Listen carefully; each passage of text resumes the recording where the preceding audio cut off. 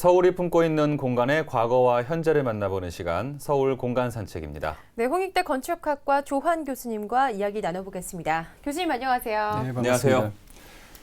오늘 정말 날씨가 많이 쌀쌀해졌어요. 네, 추웠어요. 진짜 네. 이제 겨울이 왔구나라는 생각이 드는데 이렇게 좀 쌀쌀하고 코끝이 시린 날에는 따뜻한 차 한 잔 갖고 풍경이 좋은 카페에 네. 앉아서 왜 안 네. 어울려요? 아, 아니에요. 예, 네. 풍경에 앉아서 책이나 시 같은 거 아. 보면 참 운치 있을 것 같아요. 그러겠네요. 정말 네. 좋을 것 같은데요. 안 그래도 오늘 마침 교수님 소개해 주실 곳이 문학과 관련된 곳이라고 하더라고요. 네, 오늘 맞습니다. 어디로 가볼 수 있을까요? 먼저 소개드리기 전에 두 분은 특별히 좋아하시는 시인이나 아니면 소설가가 있으신가요? 신 소설가. 시인 소설가요. 누가 있으신가요?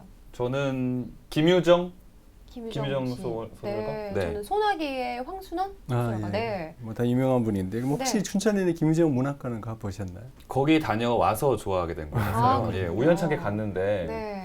아 괜찮은 작가인 것 같다라고 해서 그다음부터 제가 좀 좋아하게 됐거든요. 네, 저도 교수님 네. 양평에 있는 황순원 문학관 가봤습니다. 아, 그러세요? 네, 오늘 이런 질문 하시는 이유가 뭘까요? 근데 사실 그 문학관들이 참 많이 있지 않습니까? 네. 네. 한데 특별히 그 시인이나 소설가를 좋아하지 않으면 그 전시나 그런 게 좀 식상한 경우가 좀 많은 것 같기는 네, 해요. 맞아요. 왜냐하면 이제 시라는 게 어떤 글로 읽어야 되는데 공간으로 느끼기 참 힘든 거잖아요. 그런데 오늘 소개드릴 곳은 그 시인을 알지 못하더라도 이제 공간으로 그 시인을 느낄 수 있는 문학관을 하나 소개드릴까 하는데요. 네. 네. 그 서촌에서 이제 부암동 넘어가는 고갯길에 있는 그 윤동주 문학관입니다. 윤동주 씨. 하긴 이 서촌이 숨어 있는 공간들이 굉장히 많잖아요. 이 윤동주 문학관도 그쪽에 있는 거군요. 어떤 곳인지 저희가 영상에 담아왔거든요. 함께 먼저 보고 얘기 나누겠습니다.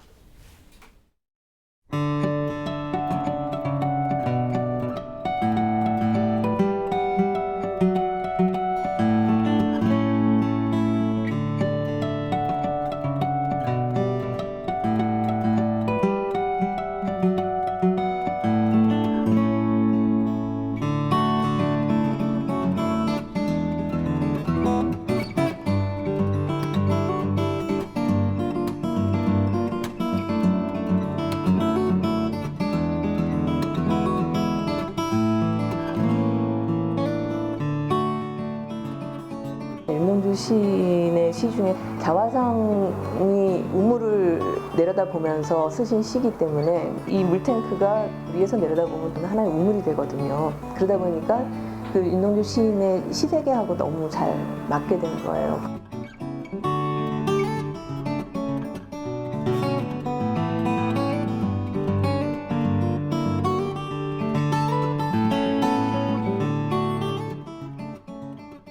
그 문학관 바로 옆에 있는 큰 팥배나무가 너무 아름답게 그 우물 안으로 드리워져서 결국은 그 나무가 그 공간을 시적으로 만드는데 결정적인 역할을 해줘요.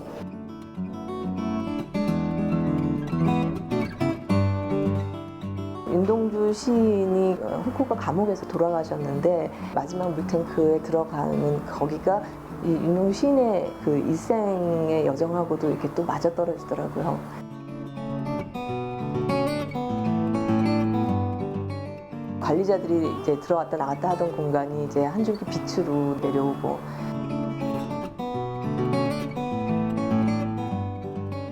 그 안에서 물이 이제 차였다가 빠지는 그런 과정에서 생겼던 물자국이 그대로 남아 있고 이게 이제 콘크리트 박스다 보니까 울림이 너무너무 멋있었어요.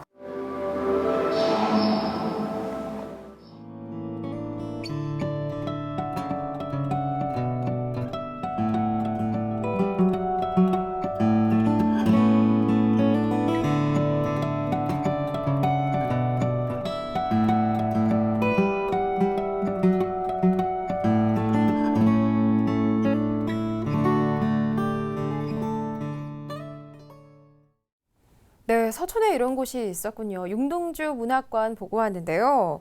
교수님 영상 보니까 이 윤동주 문학관은 원래 수도 가합장이었다 이런 얘기가 있어요. 예, 어떻게 된 그렇죠. 건가요? 좀 사연이 많기는 한데요. 네. 일단은 여기가 이제 서촌에 있는 사실 지금 최근 명소 중에는 하나잖아요. 네. 그래서 네.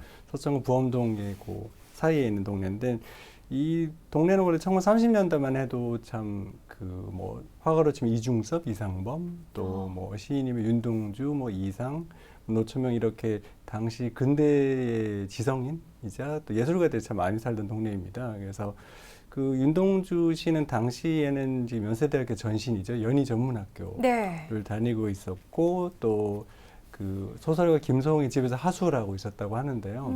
그래서 그 인왕성을 자주 올라서 그 뭐 산 중턱에서 뭐 지상을 떠올렸다는 얘기도 있고요. 네. 그리고 또 당시가 그 제일 유명한 시죠. 별 해는 밤. 이나 자화상을 썼던 시기라고 합니다.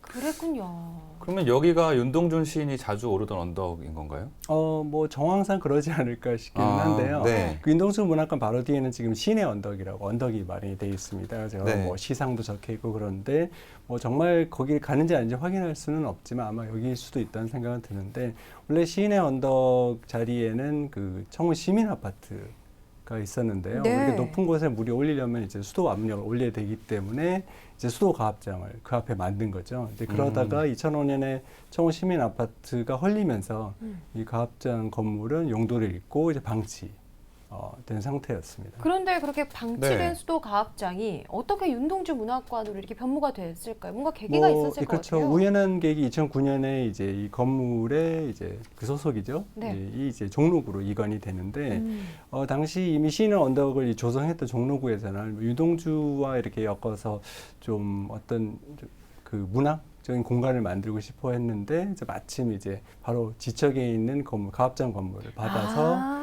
여기에 이제 윤동주 문학관으로 사용을 하기 시작한 거죠. 네. 근데 당시에는 말이 문학관이지 뭐 거의 허름한 1층짜리 콘크리트 건물에 간판만 달아놓은 격이었는데요. 그러다가 2011년 6월에 이제 건축가 이소신 씨에게 설계를 맡기게 됩니다. 네. 근데 문학관으로 쓰기에는 뭐 제대로 된 창문도 없죠. 또 약간 네.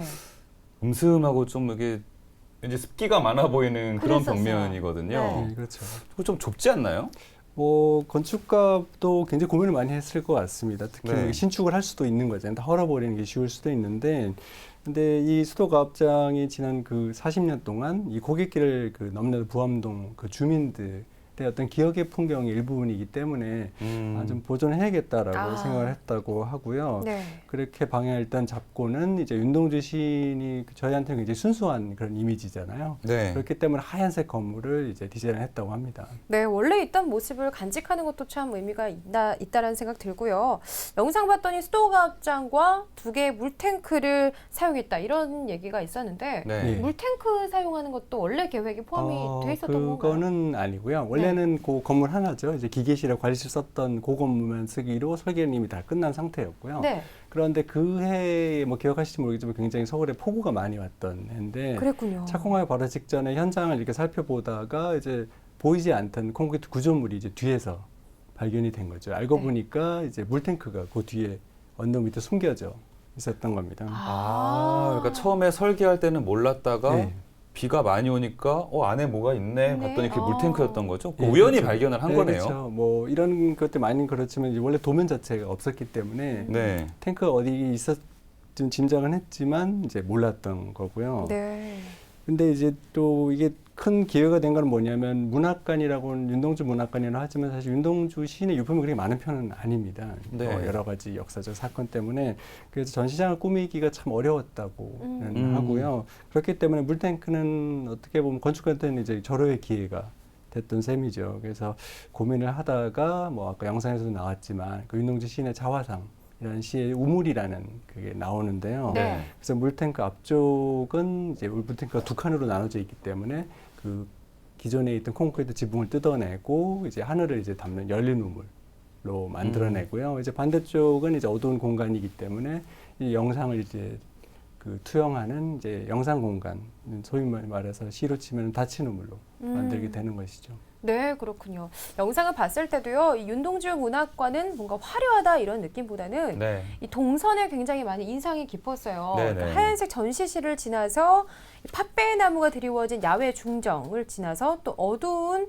영상 전시실로 들어간 이 동선 자체가 굉장히 좀 의미 있고 인상적이었던 것 같아요. 예, 좀 굉장히 특이한 경험이기도 합니다. 왜냐하면 네. 보통 1전시실을 둘러보고 나면 바로 이제 가는 길목에 제2전시실이라고 사인이 쓰여 있거든요. 네, 그래서 그렇잖아요. 좀 사람들 전시실 하나 더 있겠거니 하고 이제 큰 문을 열면 거기에는 전시실이 아니라 마치 이제 하늘이 이렇게 열려 있는 네. 마치 빛이 쏟아지는 고향 공간을 만나게 돼서 많은 분들이 되게 멈칫하게 돼요. 근데 안에 들어서게 되면은 아래쪽에는 이게 물탱크였기 때문에 아주 오래된 물의 자국이 있고요. 또 위에는 증축하면서 또 그거 대비가 된 아주 하얀 벽이 있고 또 네. 그 두 사이로 마치 오래된 유적 같은 느낌의 그 그러네요. 예사다리의 흔적이 또 이렇게 가로지르고 있고 또 이렇게 올려다 보면은 또 하늘이 참 네모나게 보이지 않습니까? 그 네. 네모난 거 너머로 팥배나무가 너울거리는 걸 보고 있으면 이게 참 뭐 이게 시간의 감동이 아닐까 싶은 아름다워요. 생각도 들고요. 네. 네. 이렇게 제2전시실까지 둘러보고 이제 제3전시실이 아까 말씀해주신 닫힌 우물이잖아요. 여기는 어떤 공간인가요? 여기도 그 열린 우물을 지나게 되면 제3전시실 돼 있으니까 그 네. 사람들 마음은 전시실이 있어야 되는 거잖아요. 근데 네. 여기를 열고 들어가게 되면 정말 컴컴한 공간이거든요. 그 사람들이 당황해서 가만히 있다가 보면 이제 여기가 바로 닫힌 우물이 되는데 좀 있다가 보면 저희가 이 어둠에 익숙해지면 보기 시작하잖아요. 그럼 네. 앞에 되게 아주 작은 옛날 국민학교, 지금 이제 초등학교 있을 법한 그런 의자도 보이고요. 그리고 오른편 위에는 또 조그마한 구멍에 빛이 이렇게 스며드는데 이제 네. 물탱크 관리하기 위한 아, 입구 그렇군요. 였던 거죠. 그런데 이제 조금 그렇게 둘러보고 있으면 이게 재밌는 게 문이 이제 천천히 뒤에서 닫히는데 그러면 한 몇 초 동안 되게 칠흑 같은 공간에 있어야. 무서울 것 같아요. 네, 좀, 교수님. 네, 그렇죠. 그러다가 이제 목소리가 먼저 들리고요.